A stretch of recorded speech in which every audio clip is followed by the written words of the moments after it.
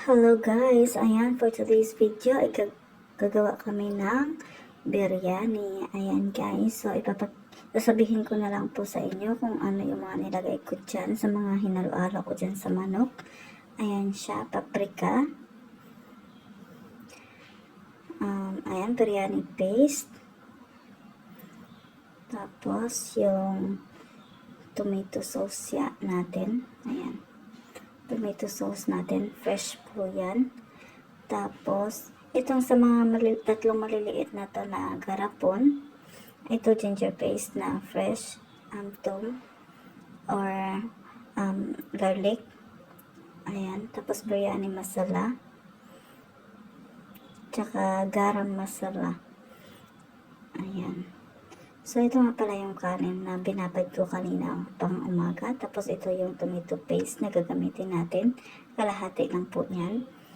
Tapos, ayan, nagpainit na pa ako ng tubig.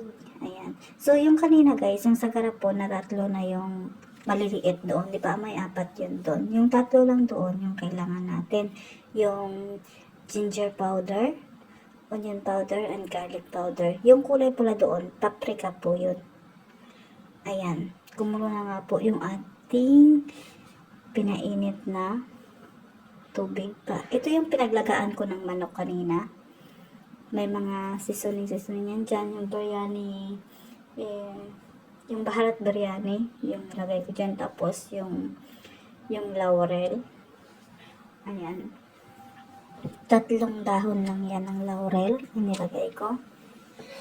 Para, yung purpose ng mga baharat nila dito is para matanggal yung lansa sa karne.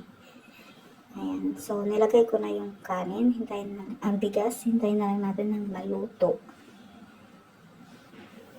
Ayan. Medyo matagal-tagal lang siya.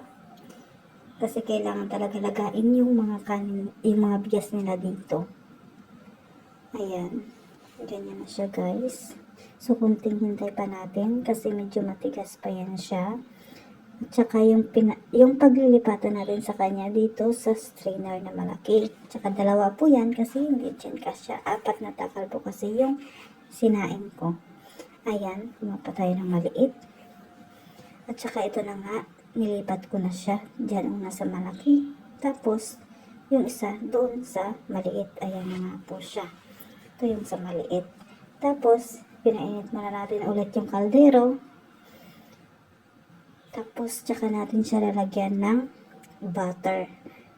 Siyempre, yung gagamitin natin butter is yung, papakita ko na lang po sa inyo kung ano siya. Ayan, tadan!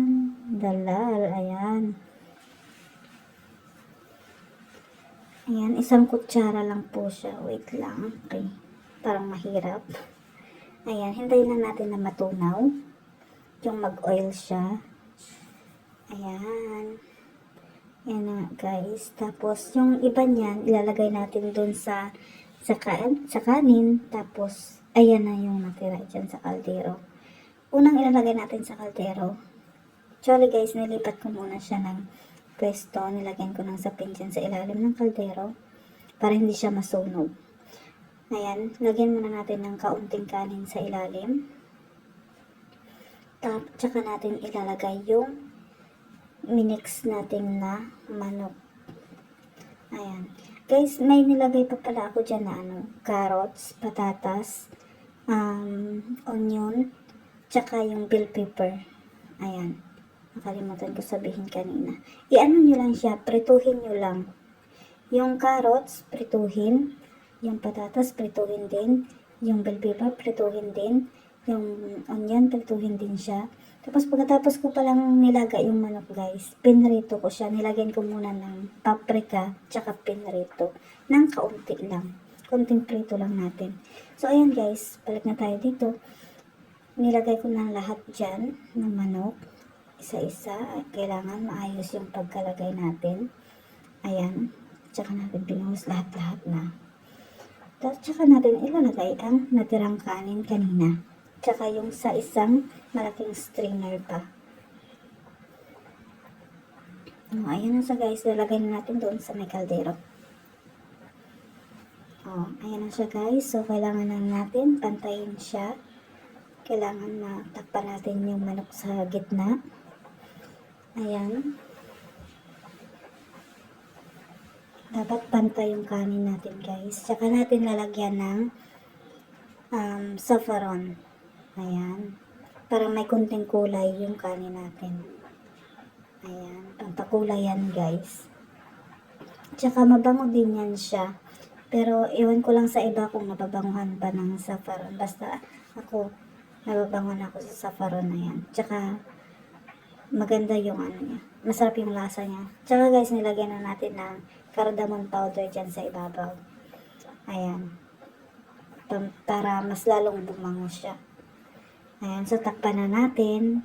At habang nagluluto pala ako guys, may papakita ko sa inyo guys. Yung makulit na bata dito. Ayan, kanina pa yan siya gusto niya magpabuhat sa akin. Kasi gustong-gusto niyang manood ng mga niluluto ko dito. Gustong-gusto niya magstay dito sa kusina. Kaya hanggang dito na lang guys. Thank you for watching. Bye!